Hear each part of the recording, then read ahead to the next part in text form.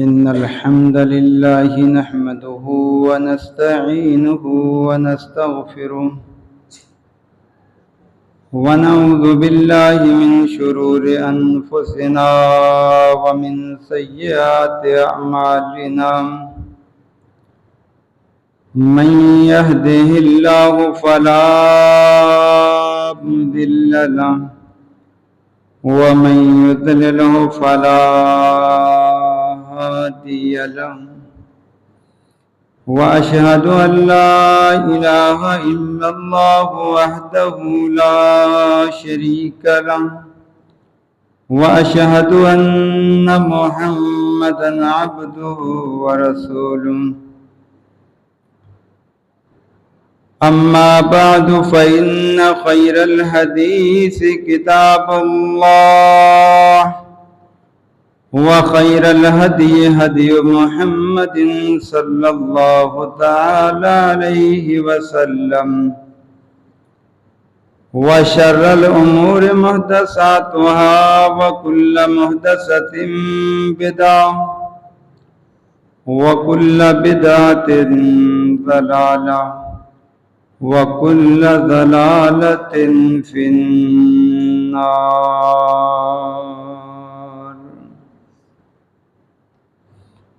فأعوذ بالله السميع العليم وبوجهه الكريم وسلطانه القديم من الشيطان الرجيم. بسم الله الرحمن الرحيم. إنا أنزلناه في ليلة القدر وما أدراك ما ليلة القدر. ليلة القدر خير من ألف شهر. وقال الله تعالى في مقام الآخر ولا تباشروهن وأنتم عاكفون في المساجد.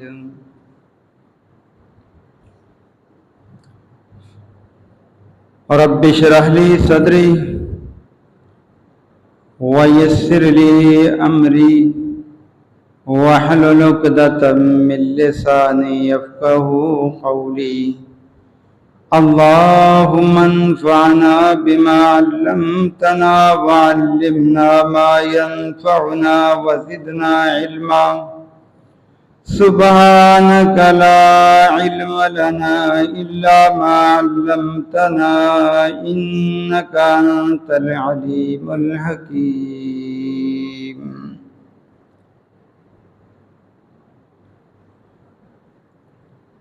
تمام تعریفات، تحمیدات، تحلیلات، تکبیرات، تمجیدات، تمام قولی فعلی اور مالی عبادات، تمام تعریفی اور حمدیہ کلمات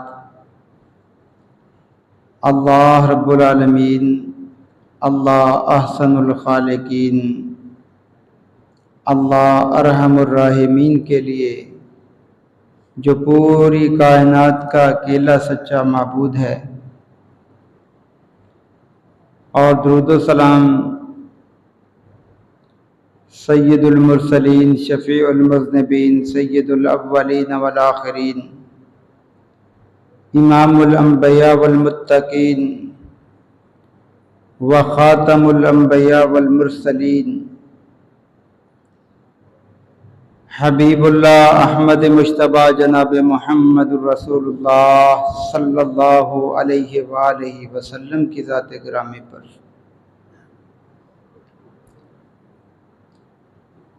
حمد و ثنا کے بعد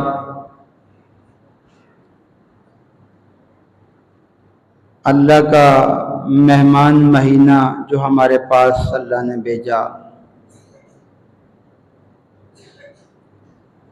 بڑی تیزی سے اختتام کی طرف جا رہا ہے۔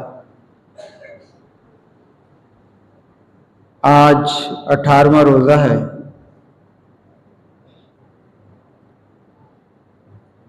اور 2 دن کے بعد آخری عشرہ شروع ہو رہا ہے۔ جو عبادات کے لحاظ سے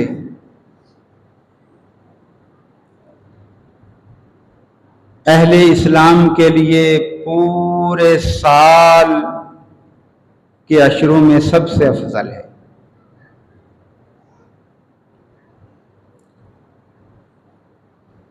اللہ تعالیٰ سے دعا ہے کہ اے اللہ، جو تیرے بندے تیرے بندیاں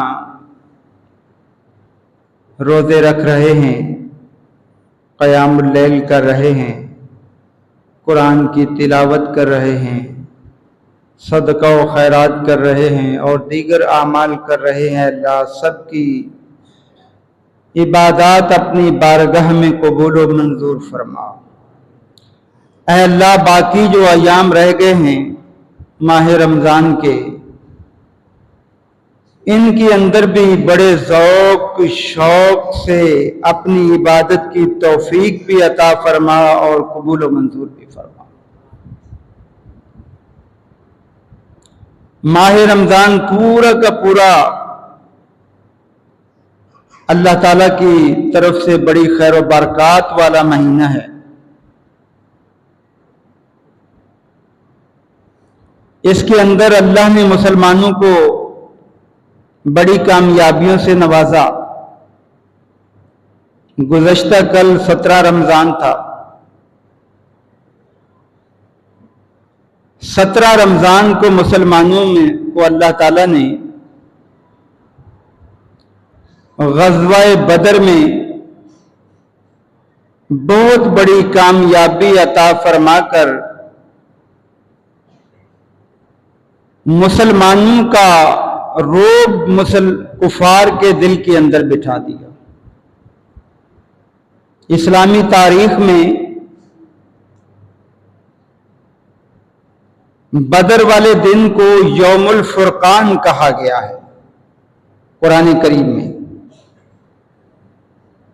فرقان کہنے کی وجہ یہ ہے کہ یہ حق اور باطل کا فرق کرنے والا دن تھا۔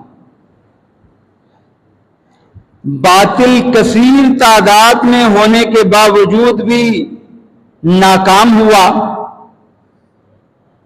حق قلیل تعداد میں ہونے کے باوجود بھی کامیاب ہوا، اور اللہ نے مسلمانوں کو یہ سبق دیا کہ تعداد اگر تمہاری کم ہو، وسائل کم ہوں، پھر بھی پریشان مت ہوا کرو، اللہ سے تعلق مضبوط کرو، اور جب اللہ سے تعلق مضبوط ہوگا تو میرا اصول یہ ہے، کم من فئۃ قلیلۃ غلبت فئۃ کثیرۃ باذن اللہ، میں بہت سی کم جماعتوں کو بڑی جماعتوں پر کامیابی عطا کر دیتا ہوں۔ تو یہ بڑی سعادت کی بات تھی مسلمانوں کے لیے۔ اور اس غزوہ کے اندر جو صحابہ شریک ہوئے، اللہ تعالیٰ نے ان کی اتنی عزت افزائی فرمائی کہ اللہ تعالیٰ نے اپنے پیغمبر کو فرما دیا، اب یہ میرے نزدیک اس مقام پر فائز ہو گئے ہیں، اعملوا ما شئتم قد غفرت لکم۔ اگر ان سے بعد میں کوئی گناہ بھی ہو گیا، غلطی بھی ہو گئی، لغزش بھی ہو گئی، خطا بھی ہو گئی، تو میں ان مسلمانوں پر اتنا خوش ہو گیا ہوں، میں پہلے ہی سے ان کی معافیوں کا اعلان کر رہا ہوں، ساری گناہ معاف۔ سبحان اللہ، یہ کتنا بڑا اعزاز ہے کہ پچھلے گناہ تو معاف ہیں ہی ہیں، اگلی زندگی کے بھی سارے گناہ معاف۔ یہی وجہ ہے کہ جب فتح مکہ کا موقع آیا، اللہ کے محبوب پیغمبر نے صحابہ کو اس غزوہ کے بارے میں خاموشی اختیار کرنے کا حکم دیا، اس کو جو ہے صیغہ راز میں رکھنے کا حکم دیا، کسی کو اطلاع نہ ہو۔ اب صحابہ سارے اس حکم کے پابند ہو گئے، نہیں بتانا کسی کو، تیاری جاری ہے۔ مصلحت کیا تھی کہ یہ غزوہ وہاں ہونا تھا جہاں اللہ کا گھر ہے. مکہ مکرمہ میں یہ غزوہ جا کے ہونا تھا، اور اللہ کی بھی چاہت یہ تھی کہ وہاں پر زیادہ خون خرابہ نہ ہو. اللہ کے نبی کی چاہت بھی تھی کہ وہاں پر خون خرابہ نہ ہو. وہ تیاری نہ کریں کفار، اچانک ہم پہنچ جائیں اور کامیابی مل جائے. اللہ تعالیٰ کامیابی کی خوشخبری پہلے سنا چکا تھا. وَأَصَابَكُمْ فَتْحًا قَرِيبًا. ایک صحابی تھے حاطب بن ابی بلتع رضی اللہ تعالیٰ عنہ، کہ وہ صحابی ہیں جو غزوہ بدر میں شریک ہوئے. انہوں نے ایک خط لکھا کفار مکہ کے نام، ان کو اطلاع دی کہ دیکھو تمہارے خلاف جو ہے وہ مسلمان ایک بہت بڑا لشکر لے کر آ رہے ہیں، اپنا دفاع کر لینا. اور خط اس لیے لکھا کہ ان کے کچھ رشتہ دار وہاں رہتے تھے مکہ کے اندر. انہوں نے کہا مشرکین مکہ پر میرا کچھ احسان ہو جائے تاکہ وہ میرے ان رشتہ داروں کا خیال کریں، بس. اور کوئی مقصد نہیں تھا. نعوذ باللہ کوئی اللہ کے نبی کے حکم کی مخالفت کرنا نہیں چاہتے تھے. وہ خط ایک عورت کو دے کر بھیجا کہ اس کو چھپا کر لے کر جا، کسی کو پتہ نہ چلے. اب یہ خط لے کر جیسے ہی عورت مدینہ سے نکلتی ہے، مکہ کی طرف جا رہی ہے، اللہ نے فوراً اپنے پیغمبر کو وحی کے ذریعے بتا دیا، اے میرے محبوب پیغمبر، ایک خط جو ہے مدینہ سے مکہ کی طرف جا رہا ہے، اور آپ راستے میں اس کو خط لے جانے والے کو پکڑ لیں، خط لے لیں. اور اللہ کے نبی کو یہ بھی بتا دیا گیا کہ ایک عورت جو ہے وہ خط لے کر جا رہی ہے. آپ نے حضرت علی رضی اللہ تعالیٰ عنہ کو بلایا، مقداد کو بلایا،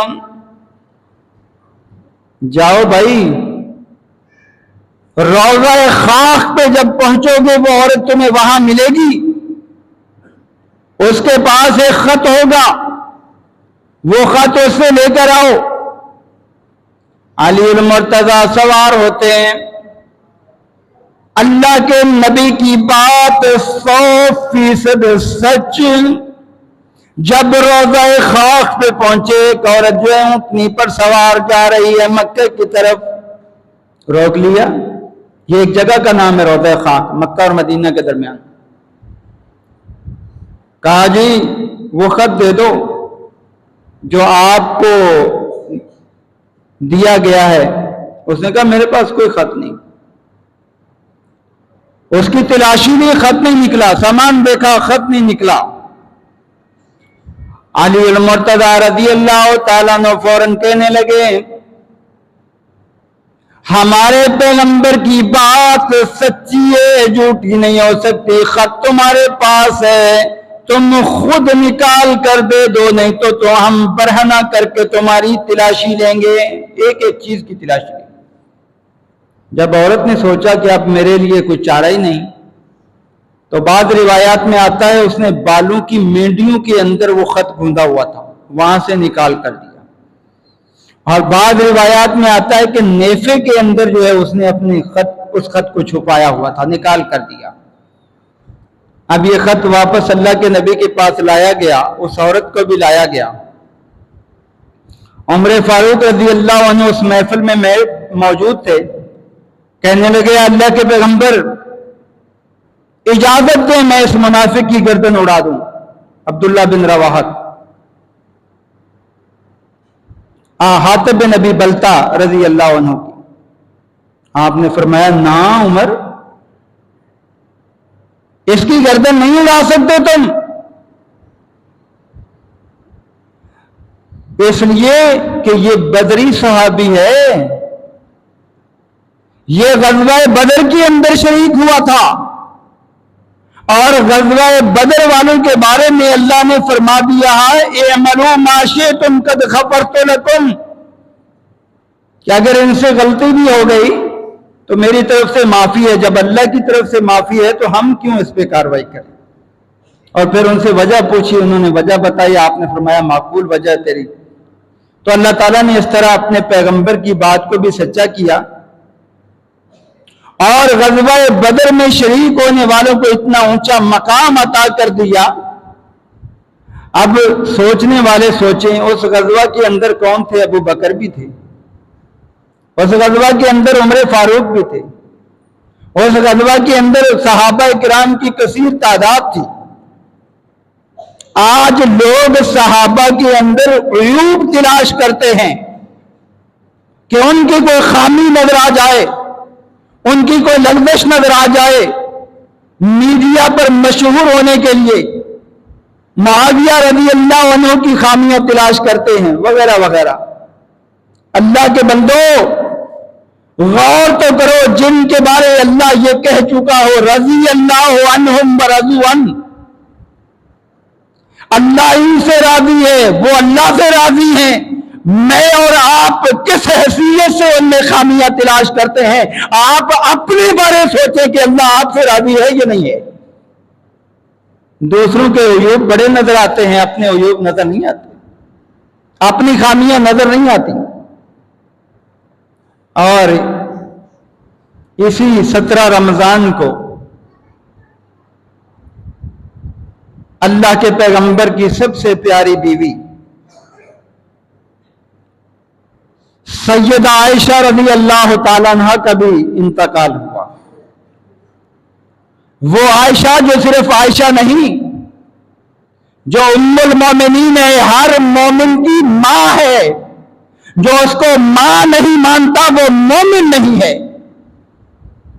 اس لیے کہ اللہ کا قرآن کہہ رہا ہے وَأَزْوَاجُهُ أُمَّهَاتُهُمْ، نبی کی بیویاں تمہاری مائیں ہیں۔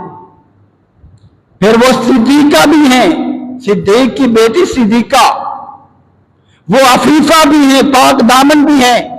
اللہ نے ان کی پاک دامنی پر 18 آیات قرآن کریم میں سورہ نور میں نازل فرما کر یہ ثابت کر دیا کہ دیکھو یہ وہ پاک دامن ہے کہ پاک دامنی کی گواہی کے لیے میں نے بڑے طریقے اختیار کیے۔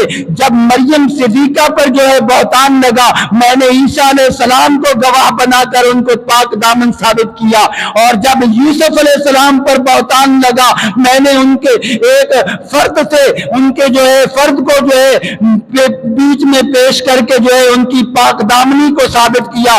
لیکن عائشہ میرے نزدیک اتنی محبوب ہے، اتنی پیاری ہے اور اتنی اعلیٰ مقام والی ہے، جب ان پہ تہمت لگتی ہے اللہ کہتا ہے میں خود جو ہے وکیل صفائی بن گیا ہوں، اور میں نے قرآن کریم بنا کے نازل فرما دیا جو قیامت تک لوگ پڑھتے رہیں گے۔ اللہ کے پیغمبر کی یہ وہ بیوی ہیں جنہیں اس نکاح سے پہلے ہی صحیح بخاری میں روایت آتی ہے 2 مرتبہ جبریل نے دکھایا لا کر، 2 مرتبہ ریشم کے کپڑے کے اندر لپیٹا ہوا اللہ کے نبی کے پاس لایا۔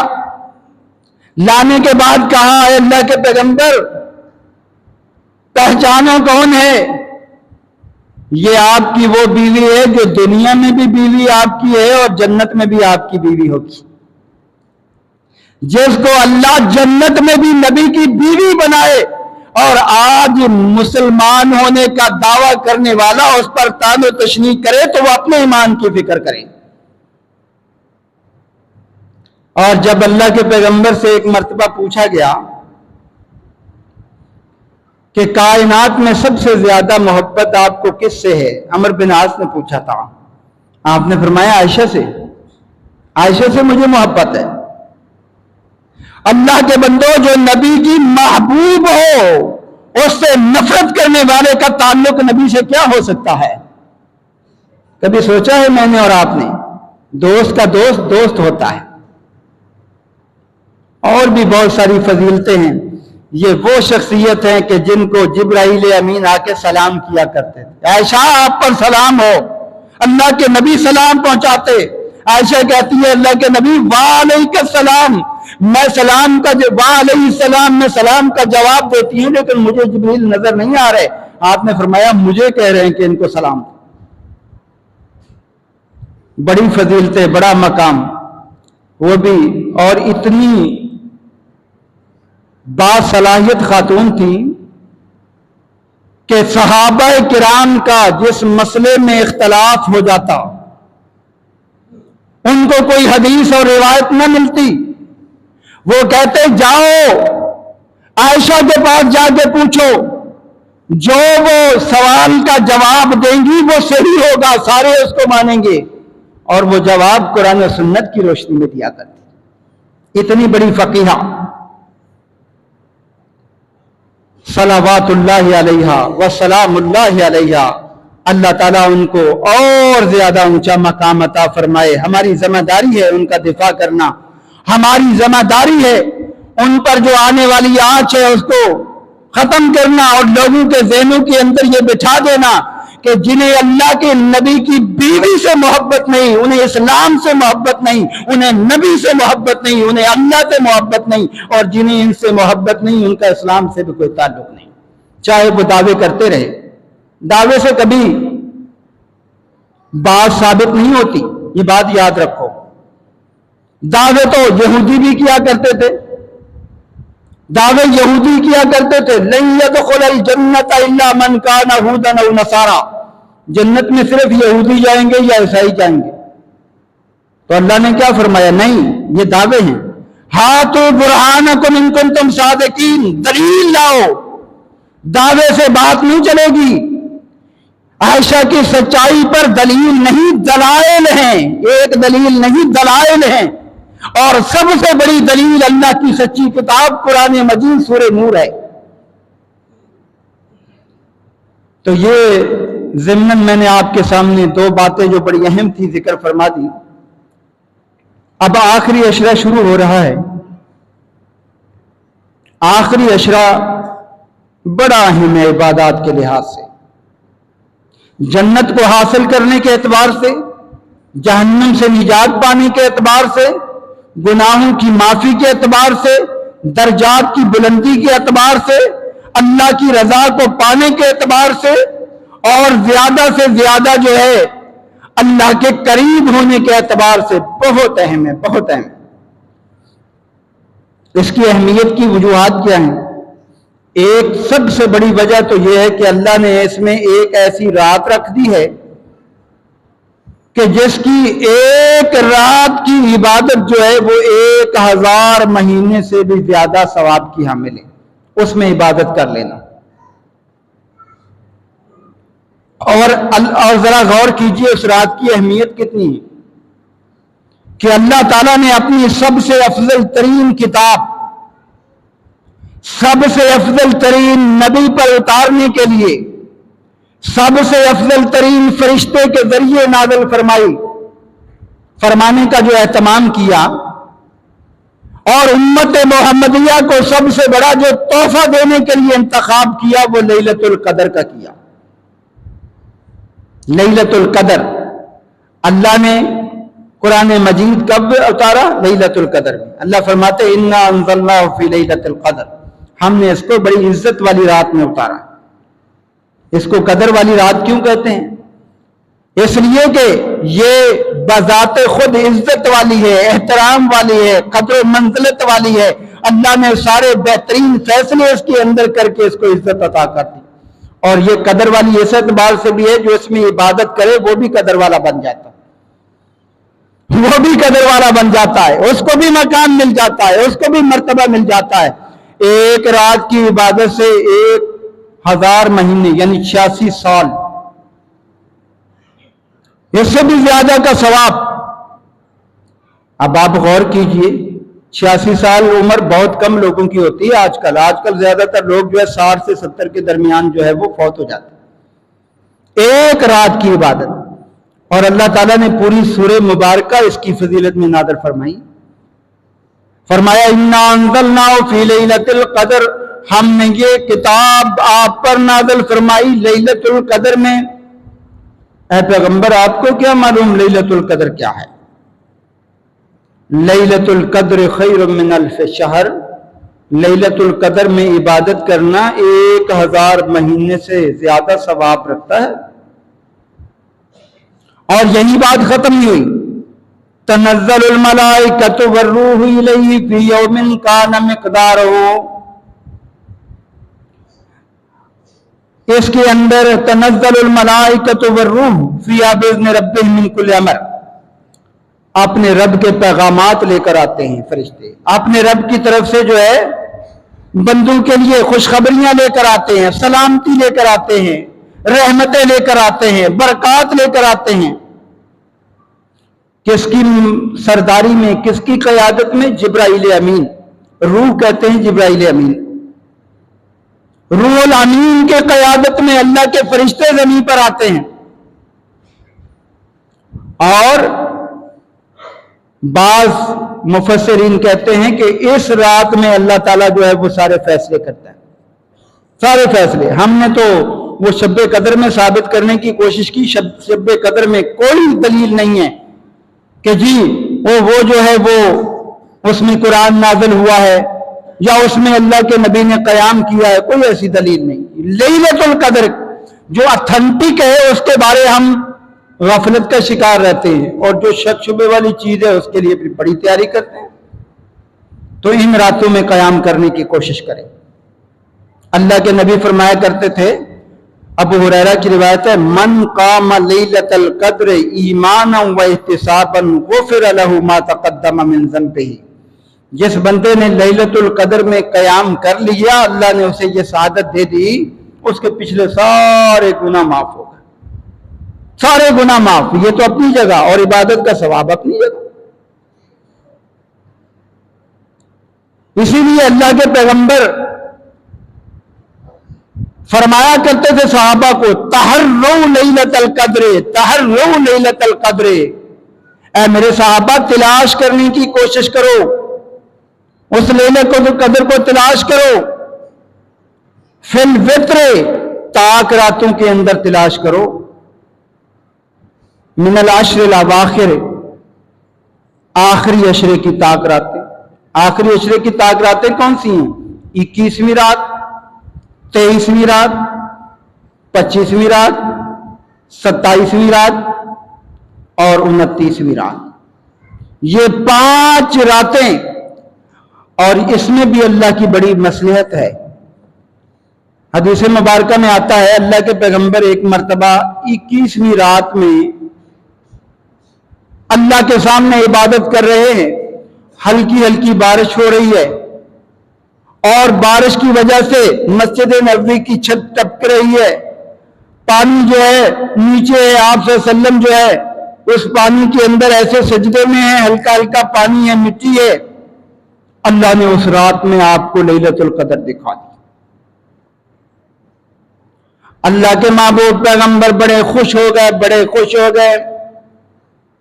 اب میری امت کو لیلۃ القدر تلاش کرنا نہیں پڑے گی، میں ان کو جا کر بتا دوں گا 21ویں شب جو ہے وہ لیلۃ القدر ہے رمضان کی۔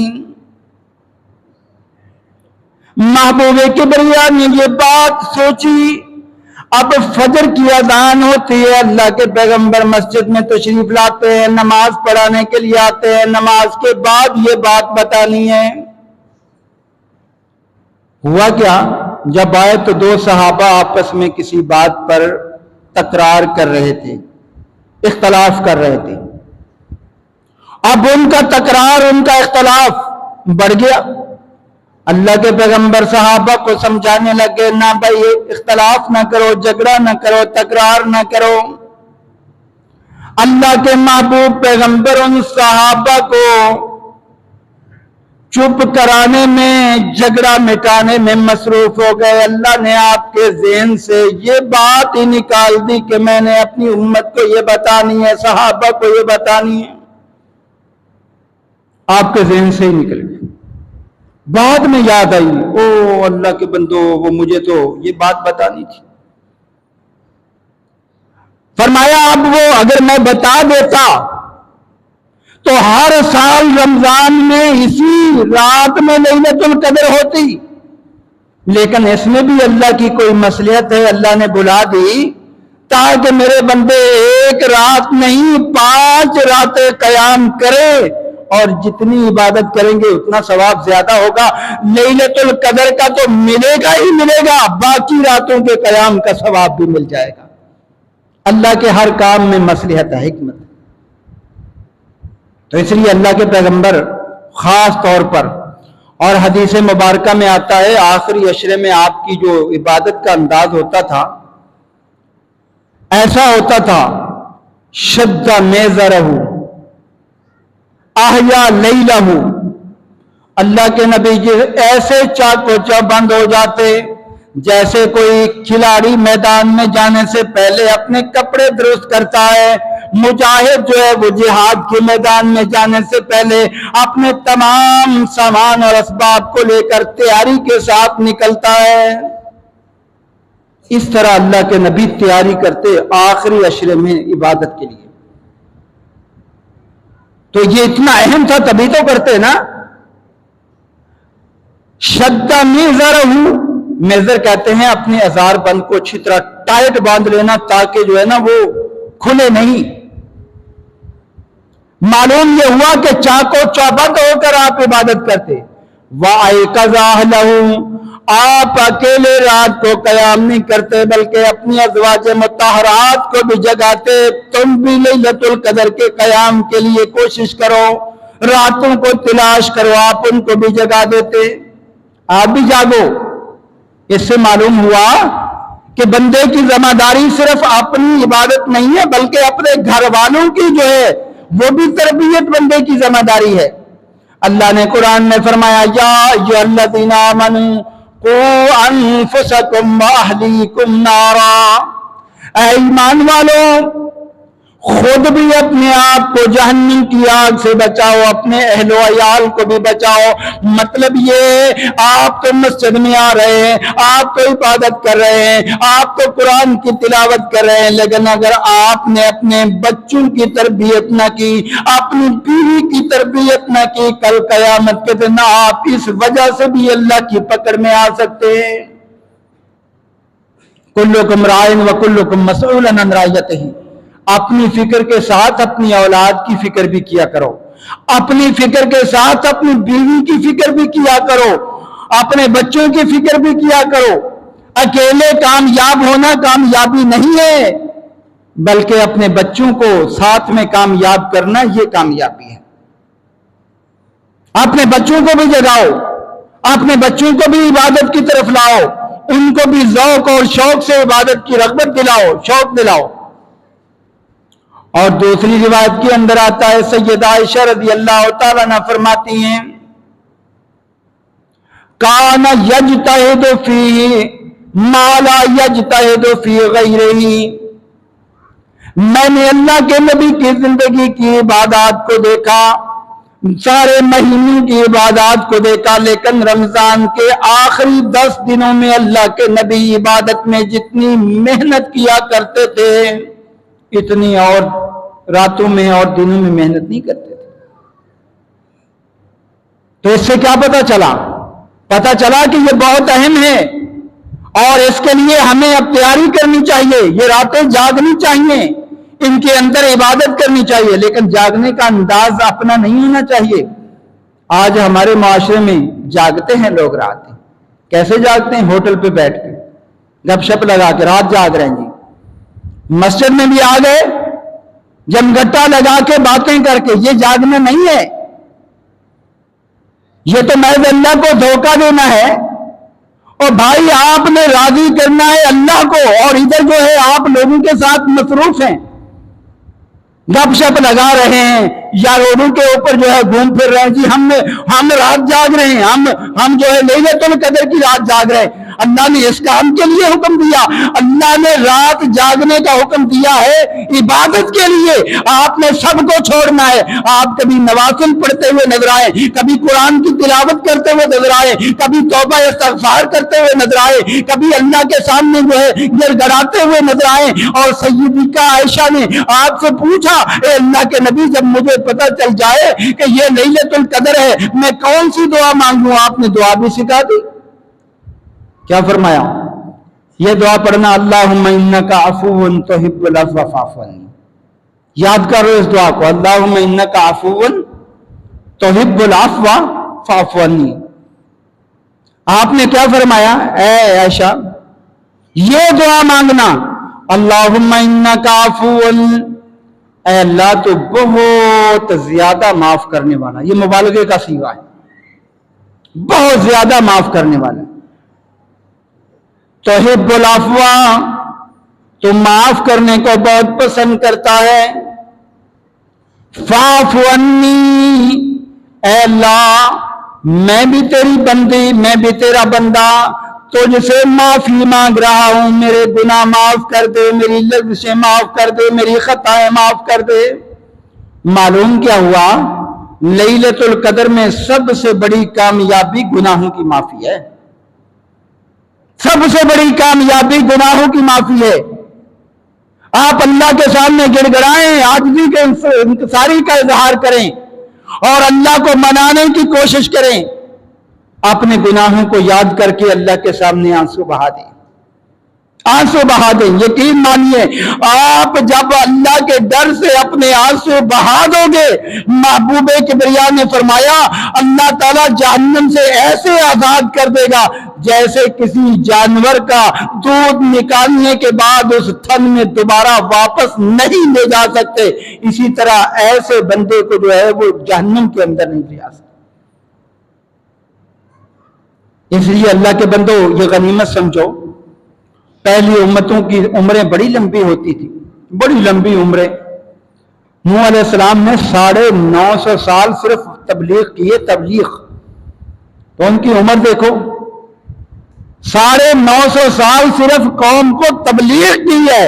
عمریں کتنی لمبی. ہماری چونکہ عمریں کم تھیں تو اللہ نے ہمارے لیے آسانی کتنی فرما دی. میں تو کبھی کبھی حیران ہوتا ہوں جب احادیث پڑھاتا ہوں کہ اللہ اس امت پر کتنا مہربان ہے، کتنا مہربان ہے. اللہ کے محبوب پیغمبر نے ایک مثال دے کر سمجھایا. فرمایا تمہاری مثال اور تم سے پہلی امتوں کی مثال اس طرح ہے. ایک آدمی کسی آدمی کو مزدوری پر لیتا ہے اور اس کو کہتا ہے فجر سے لے کر ظہر تک جو ہے میرے پاس مزدوری کرنی ہے اور میں تجھے جو ہے وہ 1 دینار جو ہے وہ مزدوری دوں گا. اب وہ راضی ہو گیا، کہا ٹھیک ہے میں کام کروں گا. فجر سے ظہر تک کتنا ٹائم ہے، کتنے گھنٹے ہیں، آپ اندازہ لگائیں کتنا ٹائم ہوتا ہے. ایک کی رات پر وہ جو ہے وہ تیار ہو گیا، میں کروں گا. اس نے مزدوری کی، اس نے اس کو مزدوری دے دی، جاؤ بھائی تم نے کام کر لیا. پھر اسی بندے نے ایک اور مزدور لیا، کہنے لگا آپ کو کام کرنا ہے ظہر کی نماز سے لے کر عصر کی نماز تک، تو میں 1 کی رات دوں گا مزدوری. تیار ہو؟ کہا ہاں تیار. اب مزدوری، اب ظہر سے عصر تک کا وقت جو ہے نا یہ بنسبت صبح سے ظہر تک کم ہے. اب اس نے اس سے کام کروایا، مزدوری اس کو دے دی، وہ خوشی سے چلا گیا.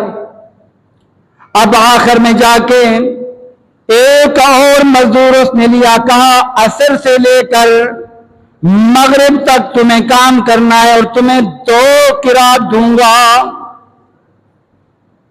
تجھے ڈبل دوں گا. پہلے میں نے ایک بندے سے کام کرایا ہے صبح سے لے کر ظہر تک، دوسرے سے کروایا ہے ظہر سے لے کر عصر تک، لیکن ان کو میں نے 1 قرات دیا ہے، تمہیں ڈبل دوں گا. اب وہ اس میں کام کرتا ہے، اس کو ڈبل مل جاتا ہے. آپ نے فرمایا پہلی مثال یہودیوں کی، یہودیوں کو بڑی محنت کرنا پڑی، ثواب کم ملا. دوسری مثال مزدور کی، عیسائیوں کی، عیسائیوں کو بھی زیادہ ٹائم کام کرنا پڑا، جو ثواب کم ملا.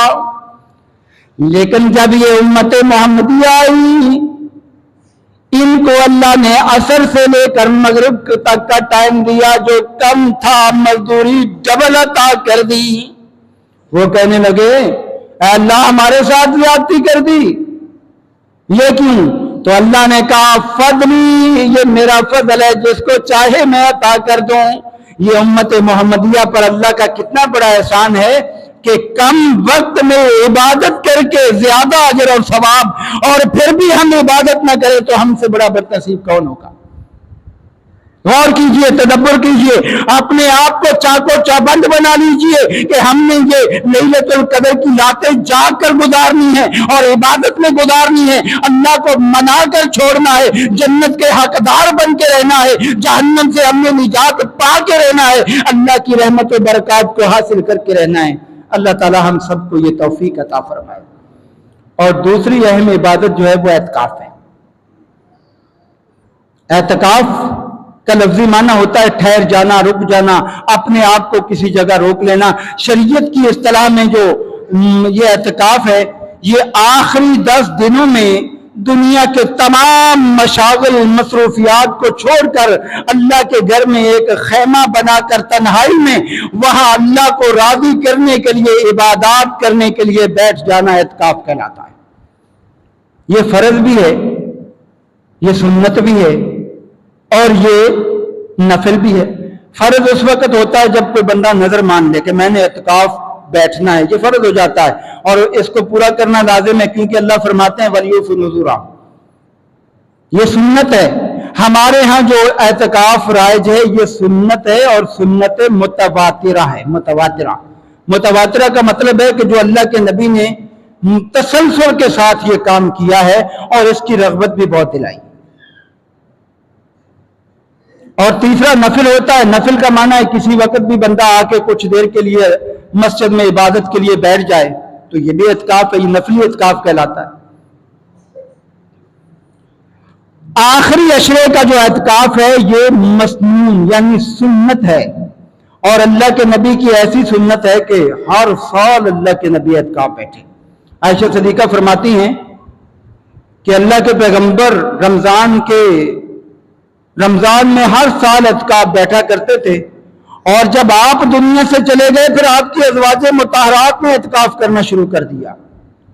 وہ باقاعدہ بیٹھا کرتی تھیں اور مسجد کے اندر بیٹھا کرتی تھی۔ یہ مسئلہ بھی سمجھ لو، کچھ لوگ کہتے ہیں جی مسجد میں عورتیں اعتکاف نہیں بیٹھ سکتی۔ اللہ کے بندو، مسجد نبوی کے اندر، اللہ کے نبی کے دور کے اندر ازواج مطہرات مسجد کے اندر اعتکاف بیٹھا کرتی تھی۔ اس سے بڑی اور دلیل کیا ہو سکتی؟ اب اعتکاف، اس کا بڑا اجر و ثواب ہے، بڑی فضیلت ہے، بڑا اس کا انعام ہے۔ اللہ تعالیٰ نے جو ہے اس کی بڑے اجر و ثواب رکھے ہوئے۔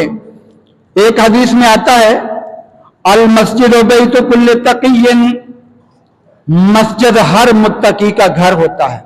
جس طرح آدمی کا گھر میں دل لگتا ہے نا، اسی طرح جو متقی اور پرہیزگار بندہ ہوتا ہے نا، اس کا دل اللہ کے گھر میں زیادہ لگتا ہے۔ جب آپ کا دل مسجد میں لگنے لگ جائے تو سمجھ لیجیے آپ متقی بن گئے ہیں۔ اس لیے کہ دنیا کے اندر سب سے اللہ کی پسندیدہ جو ہے احب البلاد اللہ مساجدہا، اللہ کی مسجدیں۔ اب کوئی بندہ مسجد میں آ کے بیٹھ جاتا ہے، تکفل اللہ لمن کان المسجد بیتہ بالروح والرحمت والجواز علی الصراط۔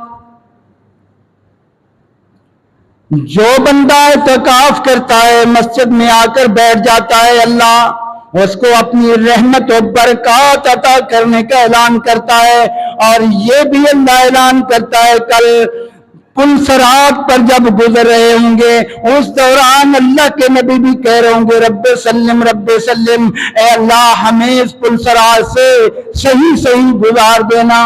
اس لیے کہ وہ بال سے زیادہ باریک ہوگا، تلوار سے زیادہ تیز ہوگا، آس پاس اس کے ایسے آنکڑے لگے ہوں گے، کانٹے فوراً کھینچنے والے ہوں گے، وہاں تو انسان اپنے اعمال کے ذریعے جائے گا، تو ایسا آدمی جو ہے وہ وہاں آسانی سے گزر جائے گا۔ اور اللہ تعالیٰ جو ہے یہ دینے کے ساتھ ساتھ الى رضوان اللہ الى الجنہ، اللہ اپنی رضا بھی عطا کرے گا اور جنت بھی عطا کرے گا۔ تو معلوم ہوا جو اللہ کے گھر میں زیادہ وقت گزارتا ہے، اعتکاف کرتا ہے، بیٹھتا ہے، تو کتنے انعام ملے۔ رحمت و برکات بھی ملی، پل صراط سے گزرنا بھی آسان ہو گیا، اور ساتھ ساتھ جو ہے اللہ کی رضا بھی مل گئی۔ اور اللہ کی رضا قرآن میں اللہ فرماتا ہے وَرِضْوَانٌ مِّنَ اللَّهِ اکبر، جس بندے کو اللہ کی رضا مل گئی اس کو بہت بڑی اللہ کی نعمت مل گئی، اور جنت مل جانا یہ بھی بہت بڑی سعادت کی بات ہے۔ دوسری روایت میں آتا ہے، یہ طبرانی کی روایت ہے، سنن ابن ماجہ کے اندر آتا ہے، ما توطن رجل المساجد للصلاة والذکر، وہ بندہ جو اللہ کے گھر میں آ جاتا ہے، وہ بندی جو اللہ کے گھر میں آ جاتی ہے، مسجد کے اندر آ گئے اور مسجد کو اپنا ٹھکانہ بنا لیا، جگہ بنا لی، عبادت کا بنا لیا، کس لیے؟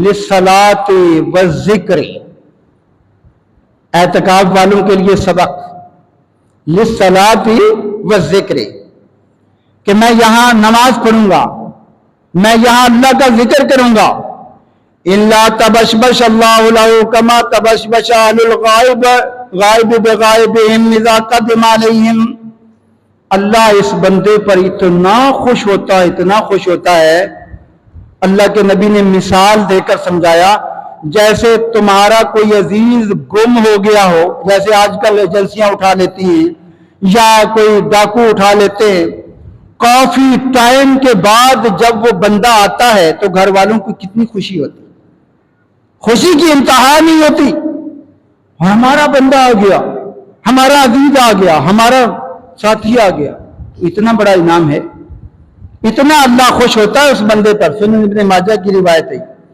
تو معلوم ہوا کہ یہ بہت اچھا عمل ہے، اس کے اندر کیا کرنا ہے؟ جب اعتکاف بیٹھے تو اعتکاف کی پابندیاں بھی لازم ہیں، یہ نہیں کہ آپ اعتکاف تو بیٹھ گئے اور پھر ایک خیمے کے اندر سارے مل کر گپ شپ لگا رہے ہیں، موبائل دیکھ رہے ہیں اور دنیاوی باتیں شروع کر رہے ہیں، نہیں، عبادت کو رسم نہ بنایا کرو، رسم کی کوئی جو ہے وہ اہمیت نہیں ہے اسلام کے اندر۔ آج ہماری اکثر عبادات جو ہے نا وہ رسمی بنتی جا رہی ہیں، یہ ہم اعتکاف بیٹھ رہے ہیں، اب کیا مسجد کے اندر بیٹھ گئے اور جو ہے ایک خیمے کے اندر سارے جمع ہو کے گپ شپ لگا رہے ہیں۔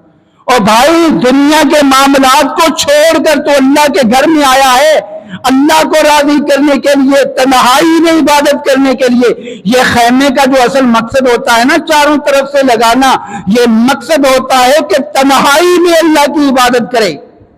اب وہ تنہائی میں آپ جو ہے وہ جمگھٹا لگا کے بیٹھ جائیں، یہ عبادت نہیں، یہ اللہ کو دھوکا ہے۔ اس سے بہتر ہے اعتکاف نہ کرو، اس سے بہتر ہے اعتکاف نہ کرو۔ اعتکاف کا مقصد سمجھو، اللہ کے نبی کتنے صحابہ سے پیار کرتے تھے، صحابہ کتنا پیار کرتے تھے، جب آپ اعتکاف کی جگہ پر بیٹھ جاتے صحابہ کی جرأت نہیں تھی کہ بلا وجہ آپ کے پاس جائیں۔ اتنے پیارے ہیں، جانا چاہیے نا۔ ہاں کوئی مسئلہ درپیش آ گیا، اللہ کے نبی یہ مسئلہ ہے، ٹھیک ہے، بیوی کو ضرورت پیش آ گئی، آ کے مل سکتی ہے، صفیہ رضی اللہ عنہ آئی تھی، لیکن وہ بھی چند منٹ کے لیے، یہ نہیں کہ اب آئے تو آپ اللہ کو راضی کرنے کے لیے اور اپنی دنیاوی مصروفیات میں لگ گئے۔ مائیں بہنیں بھی نوٹ کریں اس بات کو، اور جو مرد حضرات بیٹھے وہ بھی نوٹ کریں کہ اعتکاف کا مقصد ہے تنہائی میں اللہ کی عبادت کرنا۔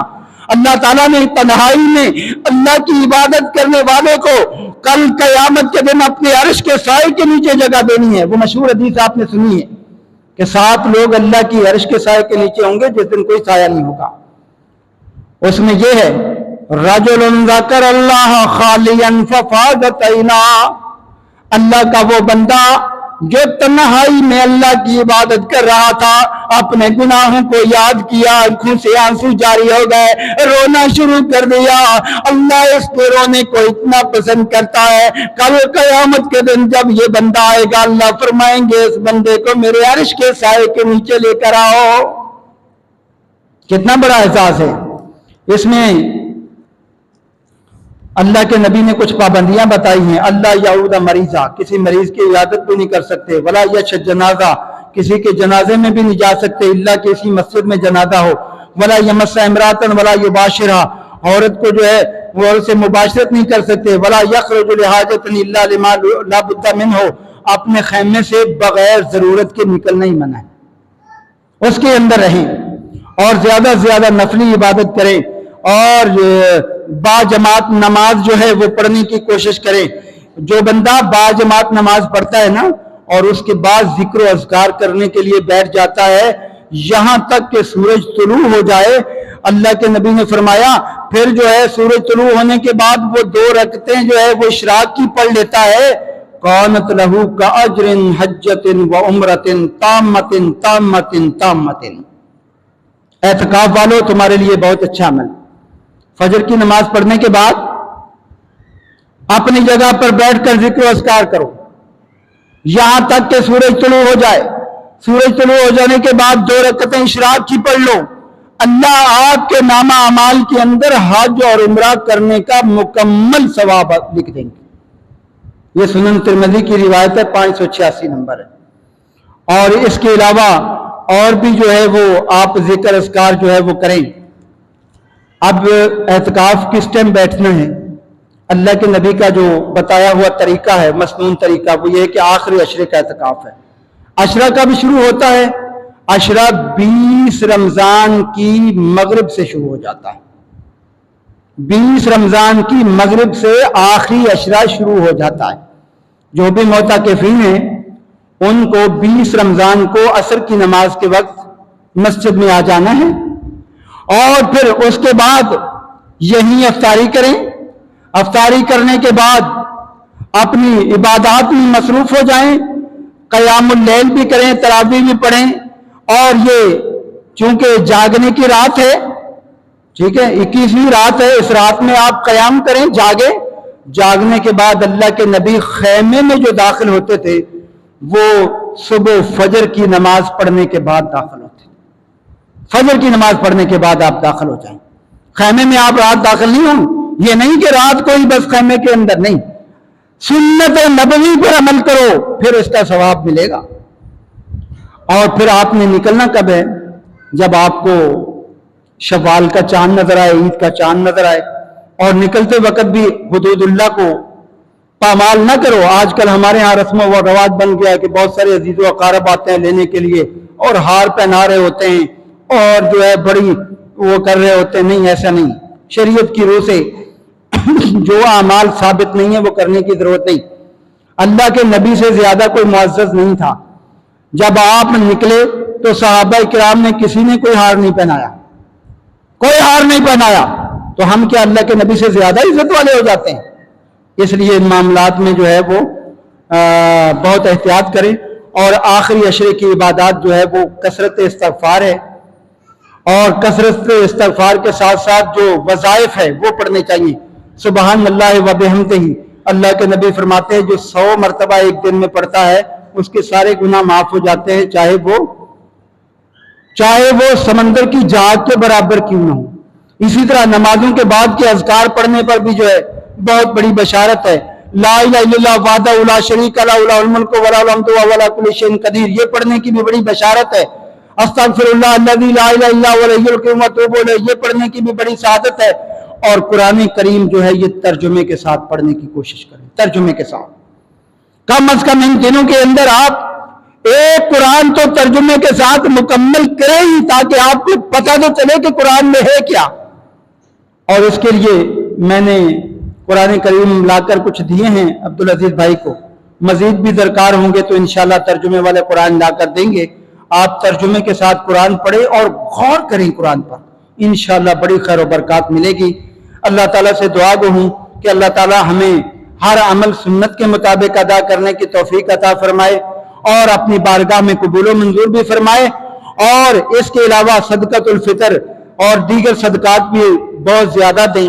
اللہ کے پیغمبر کے بارے آتا ہے کہ آپ ان دنوں میں ایسے صدقہ دیا کرتے تھے کالریح المرسلہ، جیسے کہ تیز آندھی نہیں چل پڑتی، جو بھی آیا دے دیا۔ تو زیادہ سے زیادہ صدقات دے، پتہ نہیں آئندہ ہمیں یہ رمضان نصیب ہوگا یا نہیں ہوگا، اس لیے ابھی غنیمت سمجھیں، ابھی غنیمت سمجھیں۔ انسان کا جو دیا ہوا ہے وہ اس کے کام آئے گا، اب اس کو غنیمت سمجھ کر جس میں اللہ بڑھا چڑھا کر ثواب دیتا ہے زیادہ سے زیادہ دیں۔ ہماری مسجد جو ہے، ہمارا مدرسہ قریب ہے، اور صدقۃ الفطر کے حوالے سے بھی آپ جمع کرائیں۔ عبدالعزیز بھائی مجھے بتا رہے تھے کہ بہت سارے ساتھیوں کی درخواستیں آئی ہوئی ہیں، لیکن جو ہے وہ کم پڑ گیا ہے جو ہے وہ خرچہ دینا ان کی حوصلہ افزائی کے لیے ضرورت ہے۔ تو آپ بھائیوں سے گزارش ہے کہ زیادہ سے زیادہ مسجد مدرسے کے ساتھ تعاون کریں تاکہ آگے لوگوں تک بھی یہ تعاون پہنچے۔ اللہ تعالیٰ اس ماہ رمضان کو ہمارے لیے باعث مغفرت بنا دے، باعث رحمت بنا دے، باعث نجات بنا دے، اور اس رمضان کو ہمارے لیے جنت میں داخلے کا سبب بنا دے اور جہنم سے نجات کا سبب بنا دے۔ وآخر دعوانا الحمدللہ رب العالمین۔